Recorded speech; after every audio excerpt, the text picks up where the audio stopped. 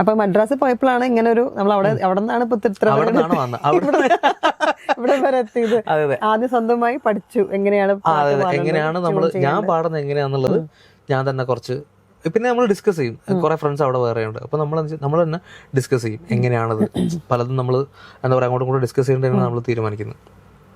അത് കഴിഞ്ഞപ്പോഴാണ് നമ്മളെ ഈ ലിൻചേട്ടല്ലേ, ലിൻചേട്ടനാണ് എന്നെ വിളിച്ചിട്ട് പറയുന്നത്, എടാ നമുക്കൊരു ഫ്ലവേഴ്സ് എന്ന് പറഞ്ഞൊരു പ്രോഗ്രാം ഉണ്ട്, അതിലൊരു പ്രോഗ്രാം. അപ്പം ചാനലാണെന്ന് എൻ്റെ അടുത്ത് പറഞ്ഞിട്ടില്ല. അപ്പം ഞാൻ വിചാരിച്ചോ ഏതോ ഇൻസ്റ്റിറ്റ്യൂട്ടോ അതുപോലെ എന്തോന്നോ രീതിയിൽ എൻ്റെ അടുത്ത് പറഞ്ഞെന്ന് തോന്നുന്നു.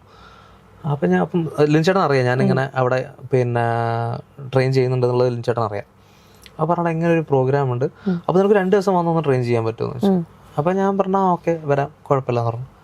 അങ്ങനെ വരുന്ന ടൈമിലാണ് ഫ്ലവേഴ്സിൻ്റെ ചാനലും ഈ സംഭവം. അപ്പോഴാണ് ഞാൻ ചാനലാണെന്നുള്ളത് ഞാൻ മനസ്സിലാക്കുന്നത്. അങ്ങനെ 2 ദിവസം ഓഡീഷൻ ആയിരുന്നു. ഇവര് ഓഡീഷനിൽ ഒരു 10-58 ആൾക്കാരെ ഞാൻ എടുത്തു വെച്ചിട്ടുണ്ടായിരുന്നു.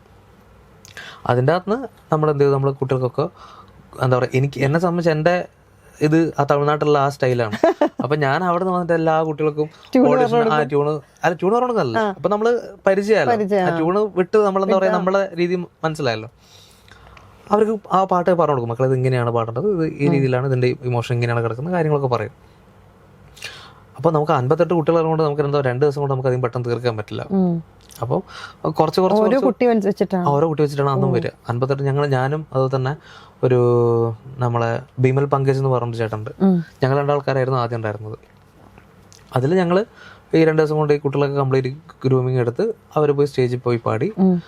അങ്ങനെയാണ് ഫസ്റ്റ് സീസൺ. അവിടെ നിന്ന് ആ 2 ദിവസം എന്ന് പറഞ്ഞ് വന്നതാണ്. ഇപ്പോഴും 8 കൊല്ലായി.